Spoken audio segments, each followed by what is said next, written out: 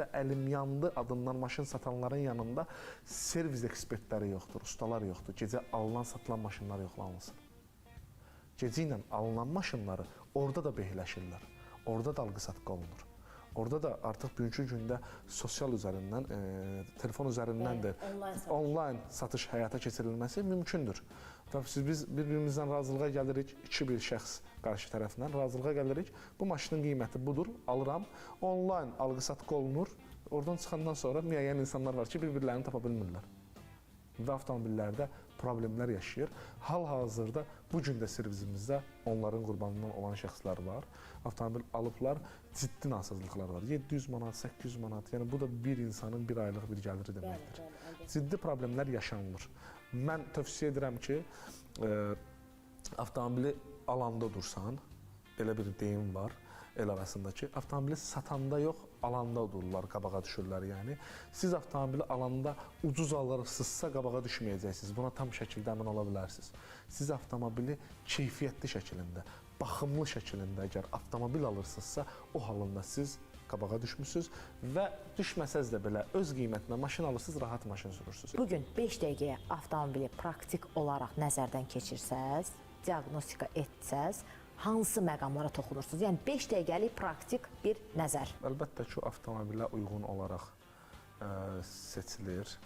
İkinci əl avtomobillərdə əgər praktik cəhətdən yoxlanış olsa, kilometraja uyğun olaraq hesablanacaq bunlar. Onların daxili yanma, sürətlər qutusu, mexaniki olacaq problemlərinə daha çox üstünlük vermiş olacaq ki, çünki müəyyən bir probek var ki, istehsalçı tərəfindən o təyin olunmuş probeqə əsasən olaraq onlar dəyişilməsi mütləqdir.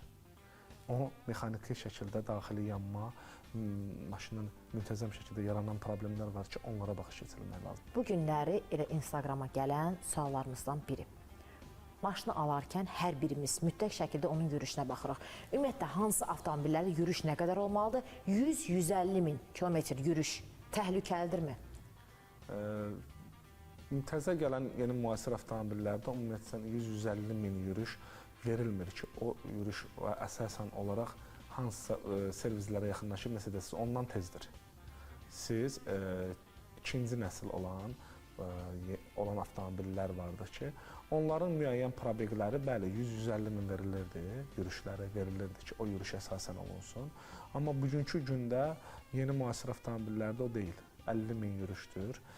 Səbəb nədir? Siz 150 min yürüşdə ikinci əl avtomobillərin hansısa bir verilən probeqə əsasən olaraq, yürüşünə əsasən olaraq, verilən yürüşə əsasən olaraq dəyişdirəcəyiniz, misal üçün, sürətlər qutusunun yağını mı deyimmi, zincirimi deyimmi, hansısa qayış mı deyimmi, içində olacaq hansısa bir parçanı desək, müəyyən bir probeqdən, müəyyən bir yürüşdən sonra onlarda problem olması normaldır. Amma siz bugünkü gündə yeni müasir olan avtomobillərdə verilən o 50 min, ta ki bundan əvvəlki avtomobillərdə ki 100-150 min verilirdi, indi ki yeni müasir avtomobillər onun yarısı verilir. Biz onları yarısında dəyişsək, o illərlə gedəcək avtomobillərdir. O birisi köhnə nəsildən də daha uzun ömürlü olur. Sürpriz sualımız. Hər birimiz, hər kəs maşın alanda etdiyimiz bir səhv. Peşəkar cavabı. Buyurun. Ucuz bir, müəyyən bir avtomobilin normal iki avtomobildir. Hər ikisi eyni markadır, hər ikisi eyni modeldir. Birinin qiyməti digərində olaraq biraz çox ucuzdur. Bizim ucuz qiymətə qaçmağımızdır. Bu bir. İki, avtomobili düzgün, doğru şəkildə diaqnoz qoyulmadığı halda, yoxlanılmadığı halda almağımızdır. Üçüncüsü də ki, avtomobili yoxlatdırdığınız zaman, alqı-satqı zamanı servis rəhbərliyindən, məsuliyyətli cavabdeh şəxslərdən tam qarantini almamağınızdır. Bu da 3 cavab. Əgər siz bunların üçünü də bir arada olaraq toplum alırsınızsa, qorxusu yoxdur, alın sürün avtomobilinizi. Təşəkkür edirəm. Tural Ustanın devizi etibar və güvən, Tural Ustanın keyfiyyətidir. Keyfiyyət də ki, göz qabağında.